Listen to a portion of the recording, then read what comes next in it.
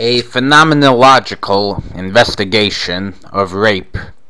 Rape destroys one's sense of self in relation to one's world and others.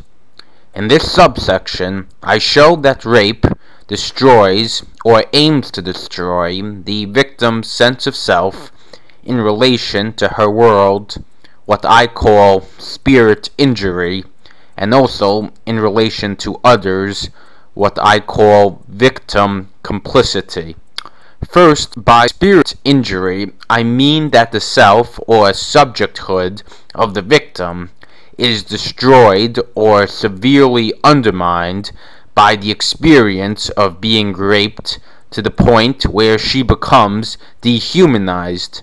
Importantly, also in her own lived experience, Nancy was naked and tied up tightly with tape. She lay on her bed as a passive and powerless object, enduring the whimsical abuse of the rapist for 3 hours. In formulating her experience, she gave us a vivid description of how this affected her sense of herself. The shame of my naked helplessness, my raw, utterly passive exposure to the will of another human being, set this image inside a transparent stone that could never be broken open and never be dissolved. This stone was cold, and it was lodged in the center of my soul. The image that she refers to as being set inside a transparent stone lodged in the center of her soul is the following. It is the image of her own body turned into an object for the use, the gaze, and the enjoyment of another. Her body naked, sexually violated, hurt in numerous ways, shut up, gagged with tape, and ready to be devoured and consumed by the rapist. She imagined herself to have looked like a trussed chicken about to go in the oven, an image suggested to her by the police officer who had found her after the rape. This image of the vulnerably exposed, tied up chicken body is the image of her own corpse, corpore, of the death of herself as an embodied subject and as author and agent of her own life and actions. This dehumanizing image of herself as a corpse, herself as seen through the eyes of the rapist, represents for Nancy the central aspect of her trauma. The image itself haunted her for many years after the actual rape, as she could not help seeing and living her own body now as a corpse, an alienating thing, and an object. Rain's experience can be explained in terms of Hegel's idea that the bondsman mediates the thing for the Lord, except that Hegel seems not to have considered that the thing might be the very body of the bondsman. The bondsman, victim, Rain, is forced to work on the thing, has to struggle with its thingness, its otherness, in all of its limiting, threatening, and alienating aspects, in order to set the Lord, rapist, free to enjoy the thing only in its functional, that is, consumable and erotic aspects. Like the bondsman and the Lord, the victim and the rapist importantly share a reality in which the rapist exists as self-consciousness, understood as being for self, and the victim exists only as inessential consciousness, in its working on the thing, her body, and in its dependence on a specific existence as shown in section 1 above.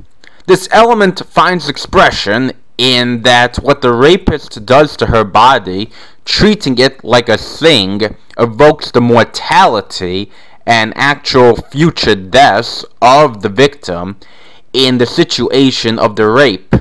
It performs her deaths as a subject, and her deaths, physical as well as spiritual, her unmaking, becomes the framing horizon of her whole experience. However, and here the initially shared reality splits dramatically into clashing worlds, as explained before. Strictly speaking, the corpse that is her body and her lived reality is not the view of her body that the rapist has, because as a corpse, a body has threatening, forbidding, and independent aspects, and these are the aspects that the victim must work on and work through. For the rapist, instead, her body is stripped of the frightening aspects of its otherness and is reduced to sheer available matter, pure functionality, and objectivity to be used or abused in any way that he may fancy. The only aspect of her body's alienating and even repulsive mortality that he allows himself to see is her fear of death, which seems to contribute to his enjoyment. For her, on the other hand, her body as thing is not to be overcome in this way. It is the dead weight of an alien and threatening object. For the rapist, her body is sheer externality, containing no threatening or limiting subjectivity of its own, no will, no self, and therefore no challenge. The only sense in which the victim provides a horizon or limit for the rapist is through its invitation, its contained otherness. For the victim, in contrast, her body swallows up her whole existence, and its limits become the limits of her world. She becomes pure immanence, pure body, and dead, objective fleshiness without a trace of subjectivity, transcendence, or will of her own, becoming pure flesh in two senses, namely flesh as mortal already dying, and flesh as sexual thing, sex object. For her, there remains no residue of a self as a subject. Her fear of death leads to her turning herself into an object that is simultaneously mortal, passive, and excessively sexual, a female object in the patriarchal perspective.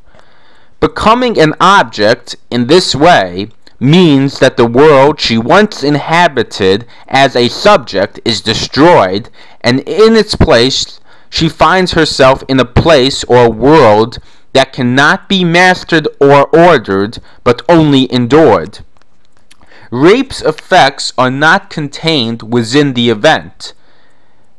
In fact, it is so traumatic that in Rain's experience, it distorted not only what came after it, but all that went before it as well.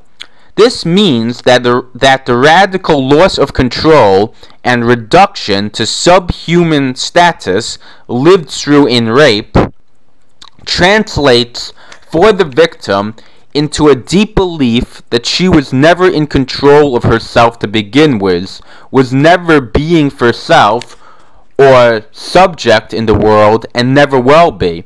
And after such an experience, the old familiar world in which she once existed as being for self is shattered and experienced as unreal, a vain illusion.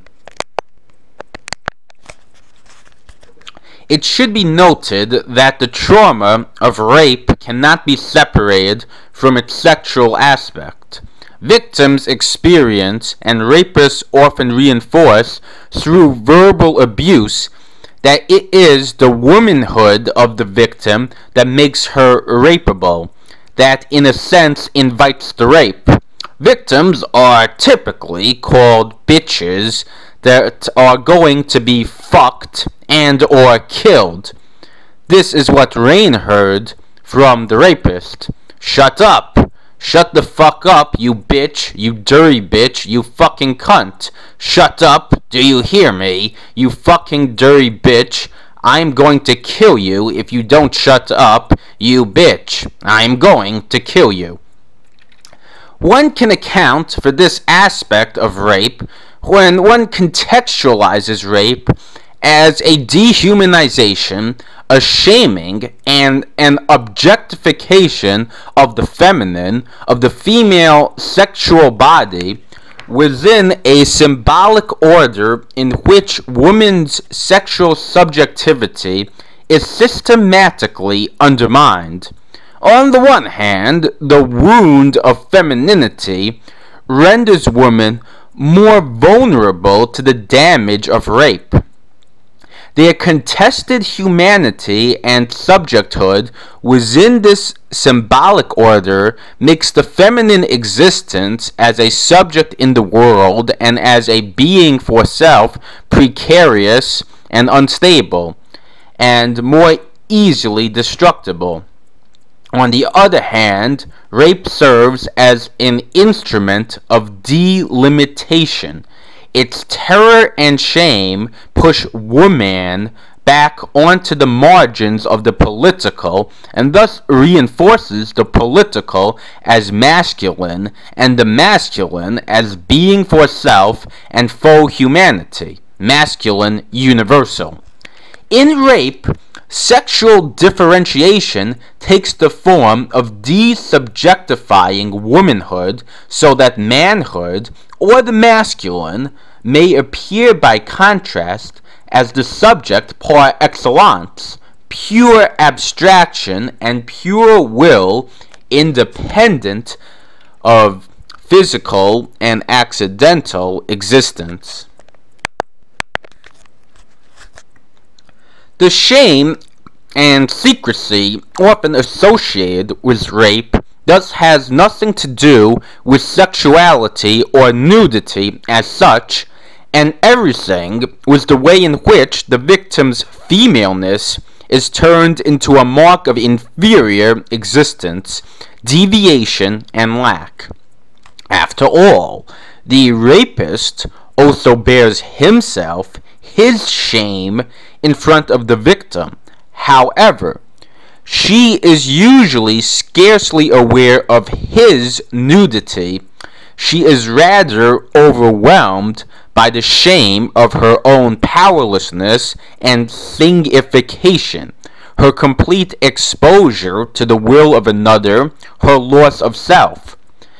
The shame of rape lies in the way in which lived and living female sexuality is turned into a thing in which the rapist may mirror his own faux humanity as masculinity. It lies in the aversion the rape victim experiences when she is confronted with the painful recognition in her own naked, objectified self of the inferior and purely instrumental, for man, desubjectified feminine of patriarchy. In the place of her precious and familiar Liebe, which she previously regarded as the reliable background of her agency in the world, she now sees, inhabits, and lives an alien corpor, a dead weight of flesh, a mortal, vulnerable, breakable thing that obstructs, exposes, and threatens rather than shelters and enables her agency in the world. Several splits have been articulated in this subsection between Liebe, lived body, and corpor, corpse, between subjective and objective existence, between the threatening and consumable aspects of the body as thing, and between the masculine universal and the borderline feminine. As explained earlier, with the reference to the bondsman's consciousness, in a sense, this split or double consciousness lives within the experience of the rape victim herself. This painful and jarring double consciousness can be theorized in terms of the concepts victim complicity and self-betrayal, the theme of the next paragraph, and I associate this element with rape's destruction of the victim's sense of self in relation to others.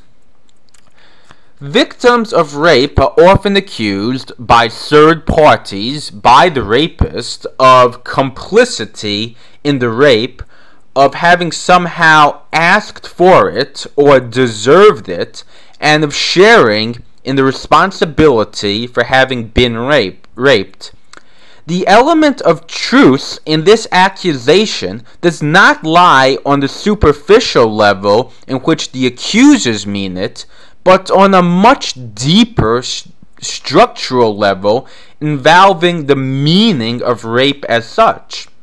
Hegel understood very well that the essential and overriding truth for the bondsman is the independent consciousness that is for itself that of the Lord, and rape victims understand this also when they report a profound sense of self-betrayal. They grasp the painful truth formulated by Hegel, namely that what the rapist, Lord, does to them, the bondsmen, they do to themselves. Put even more strikingly, what the bondsman does is really the action of the Lord.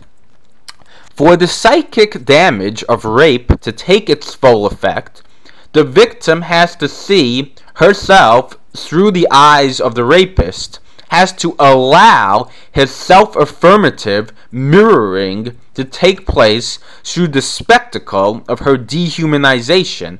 Remember that the Lord must paradoxically force another free consciousness to freely acknowledge the Lord through a movement of self-effacement or self-denial, as I have explained. Hegel shows how it is finally only the invocation of the concretized specter of his own death which can thus force the bondsman to conform his self-consciousness according to the truth of the Lord's independent consciousness. In the case of rape, it is the vision of her body as corpse which forces the victim of rape freely to conform her self-consciousness to the truth of the rapist's need to raise his uncertainty of being for himself to truth. Nothing less than her free self-denial or dehumanization can satisfy the rapist's deep need for guaranteed or stabilized self-affirmation. The success of rape thus lies in its being a kind of forced spiritual suicide. The perverted truth of the rape often contaminates its victim and becomes her lived truth, with the result that she fulfills its terrifying prophecy of her demise by endlessly repeating the logic of the rape scene. My life had become his narrative, says Nancy.